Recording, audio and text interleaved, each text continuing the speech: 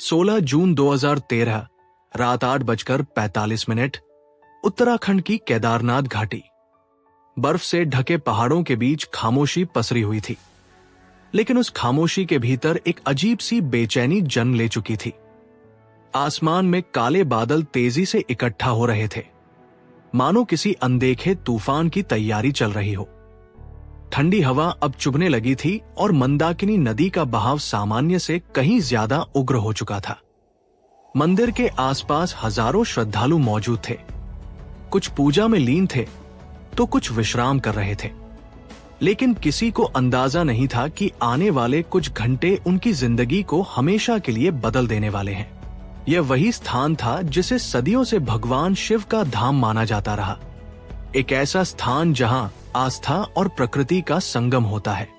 हजारों साल पहले महाभारत के युद्ध के बाद पांडव अपने पापों से मुक्ति पाने के लिए इसी हिमालय की ओर आए थे। किंवदंती के अनुसार भगवान शिव उनसे रुष्ट थे और उनसे बचने के लिए बैल का रूप धारण कर चुके थे। भीम ने उस रूप को पहचान लिया, लेकिन जैसे ही उन्होंने उसे पकड़ने की कोशिश की, वो धरती में समा गया। उसी क्षण इस भूमि पर एक दिव्य ऊर्जा का जन्म हुआ, जिसने इस स्थान को एक अद्भुत शक्ति से भर दिया। समय बीता और 8वीं शताब्दी में आदि शंकराचार्य यहां पहुंचे। उन्होंने इस स्थान की ऊर्जा को पहचाना और केदारनाथ मंदिर को एक संगठित तीर्थ के रूप में स्थापित किया। धीरे धीरे ये स्थान केवल एक मंदिर नहीं, बल्कि एक रहस्यमयी केंद्र बन गया, जहां हर साल हजारों लोग अपनी आस्था के साथ पहुंचते रहे। लेकिन 2013 में इस शांत दिखने वाले स्थान के भीतर कुछ बदलने लगा था। लगातार हो रही बारिश ने पूरे क्षेत्र को अस्थिर कर दिया था। शुरुआत में ये केवल सामान्य बारिश जैसी लग रही थी, लेकिन धीरे धीरे उसका स्वरूप बदलने लगा। आसमान और ज्यादा काला हो गया, हवाएं तेज हो गई और लोगों के चेहरों पर डर की झलक साफ दिखाई देने लगी। मंदिर के आसपास मौजूद लोग सुरक्षित स्थान ढूंढने लगे, लेकिन पहाड़ों के बीच फंसी इस घाटी में बचने के विकल्प सीमित थे। मंदाकिनी नदी अब अपने किनारों को पार करने लगी थी। उसका पानी तेजी से बढ़ रहा था और उसके साथ बहता हुआ मलबा हर चीज को अपने साथ खींचता जा रहा था। वहीं ऊपर चोराबाड़ी झील का जल स्तर खतरनाक स्तर तक पहुंच चुका था। बर्फ और पत्थरों से बना उसका प्राकृतिक बांध अब कमजोर पड़ने लगा था। फिर एक ऐसा क्षण आया जब उस बांध में दरारें पड़नी शुरू हो गई। ये एक चेतावनी थी, लेकिन इतनी देर हो चुकी थी कि अब कुछ रोका नहीं जा सकता था। अचानक एक भयानक गर्जना के साथ वो बांध टूट गया। पानी, बर्फ, पत्थर और कीचड़ का एक विशाल सैलाब नीचे की ओर बढ़ा, इतनी तेजी से कि किसी को संभलने का मौका तक नहीं मिला। रास्ते में आने वाली हर चीज, पेड़, घर, पुल, इंसान, सब कुछ उस विनाशकारी धारा में समाता चला गया। पूरी घाटी कुछ ही पलों में एक भयानक दृश्य में बदल गई, जहां केवल चीखें, अंधेरा और मौत का साया रह गया था। सैलाब अब केदारनाथ मंदिर की ओर बढ़ रहा था। उसके सामने कुछ भी टिक नहीं पा रहा था। लोग भाग रहे थे, चिल्ला रहे थे, लेकिन उस उग्र धारा के सामने उनकी हर कोशिश बेकार साबित हो रही थी। कुछ ही क्षणों में सब खत्म होने वाला था और मंदिर, जो सदियों से अडिग खड़ा था, अब उसी विनाश के सामने अकेला खड़ा था। तभी कुछ ऐसा हुआ जिसने इस पूरी घटना को रहस्य में बदल दिया। पहाड़ों से एक विशाल चट्टान टूटकर नीचे की ओर बढ़ी। वह चट्टान तेजी से लुढ़कती हुई मंदिर के पीछे आकर रुक गई, ठीक उसी स्थान पर जहां उसकी सबसे ज्यादा जरूरत थी। अगले ही पल सैलाब उस चट्टान से टकराया और उसकी दिशा बदल गई। पानी 2 हिस्सों में बंट गया और मंदिर के दोनों ओर से बहता हुआ आगे निकल गया। कुछ ही पलों में सब शांत हो गया, लेकिन जो दृश्य सामने था वो किसी चमत्कार से कम नहीं था।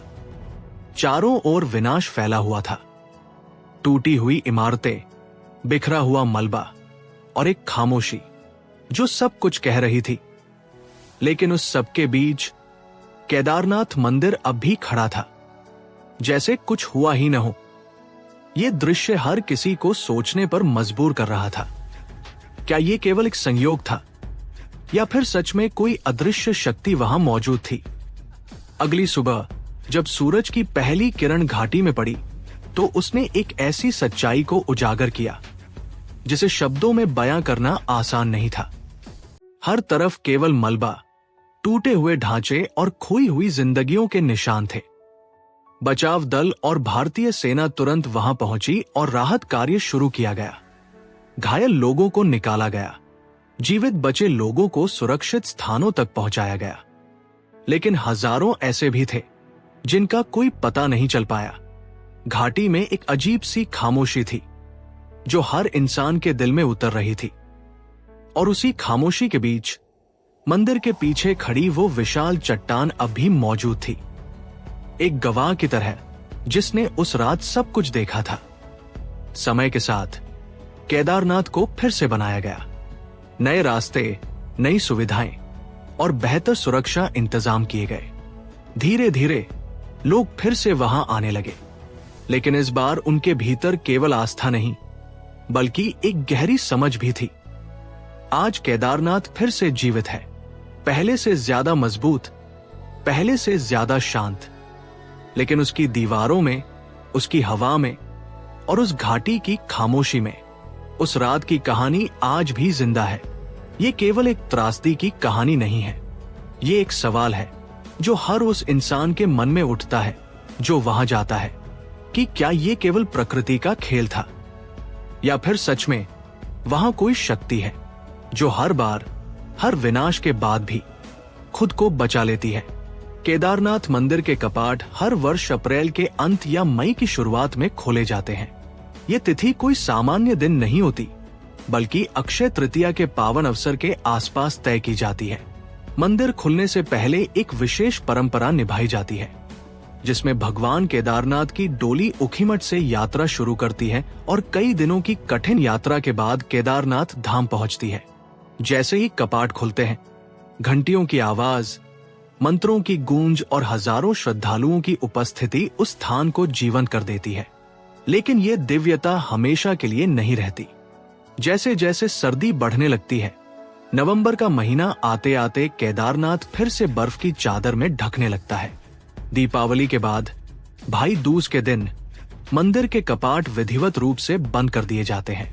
ये क्षण उतना ही भावुक होता है जितना कपाट खुलने का, क्योंकि इसके साथ ही ये पवित्र धाम अगले 6 महीनों के लिए एक बार फिर वीरान हो जाता है। मंदिर बंद होने के बाद भगवान केदारनाथ की पूजा समाप्त नहीं होती। उनकी उत्सव मूर्ति को वापस ऊखीमठ ले जाया जाता है, जहां पूरे शीतकाल के दौरान उनकी पूजा होती रहती है। इस तरह भले ही केदारनाथ मंदिर स्वयं बंद रहता है, लेकिन आस्था की ज्योति कभी बुझती नहीं।